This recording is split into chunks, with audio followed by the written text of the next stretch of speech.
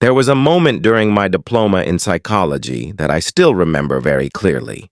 It was during exam season, and honestly, I felt completely blank. Not lazy, not careless, just mentally exhausted. I remember sitting in front of my notes late at night, staring at the same page for almost 20 minutes without understanding anything I was reading. And the worst part was, the harder I tried to focus, the more frustrated I became. Everyone around me looked productive. Some people were revising confidently, some were discussing topics easily, and there I was, questioning myself quietly, wondering if maybe I just wasn't smart enough for this. I started overthinking everything. What if I fail? What if I disappoint my family? What if everyone else moves forward and I'm the only one left behind? And once those thoughts enter your mind during exam season, they don't leave easily. They follow you while eating, while resting, even while trying to sleep. Your body feels tired, but your brain keeps running. I remember one particular day where I walked into class already feeling defeated before the exam even started. And maybe some of you listening right now know exactly what that feels like. You're trying to study, but your mind feels overloaded. You open your books, but the pressure becomes louder than your focus. And sometimes you're not even afraid of the exam itself. You're afraid of what failure might mean about you as a person. That day, one of my professors noticed something was wrong. After class, he stopped me and asked a very simple question. Are you studying with fear or studying to learn? And honestly, that question stayed in my mind longer than anything in the textbook, because I realized I wasn't studying to understand anymore. I was studying in panic. Every page felt like pressure. Every topic felt like a countdown to failure. And when your mind enters survival mode like that, learning becomes almost impossible. My professor told me something else I'll never forget.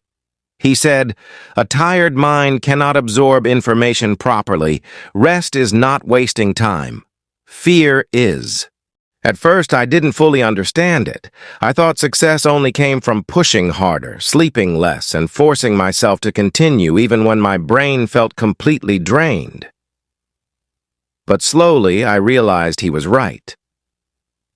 Many students are not failing because they are incapable. They are mentally exhausted. They are carrying pressure from family expectations, fear of the future, comparison with others, and the constant feeling that one exam will decide their entire life. And honestly, social media makes it worse. You see people posting study routines, achievements, grades, productivity videos, and suddenly you feel like everyone else has their life together except you. But what people don't show is the anxiety behind the screen, the burnout, the overthinking, the nights where they also question themselves quietly. I remember changing the way I approached studying after that conversation. Instead of sitting for hours panicking over everything I didn't know, I started focusing on one small step at a time. One topic, one chapter, 1 hour. I stopped treating myself like a machine and started understanding that my brain needed rest too. And strangely, once I became calmer, I actually started learning better. Not perfectly, not magically, but enough to realize that fear was hurting me more than the actual exam. And maybe some of you need to hear this right now. Your mind works better with clarity than pressure. You do not need to destroy yourself mentally just to prove that you care about your future. And please remember this too. One exam is important, but it is not your entire identity. A bad result does not mean you are a failure. One difficult season does not decide your worth as a human being. Life is much bigger than one moment, even if right now it feels like everything depends on it. Some of the smartest, strongest, and most successful people have failed exams before. Some changed paths completely. Some struggled quietly for years before finally finding their direction. So stop speaking to yourself like your life ends if things don't go perfectly, because that pressure slowly destroys your confidence before the exam even begins. And honestly, maybe what students need most during exam season is not more pressure, but more understanding. You are already carrying enough mentally. So tonight, before you continue studying again, take a breath for a moment.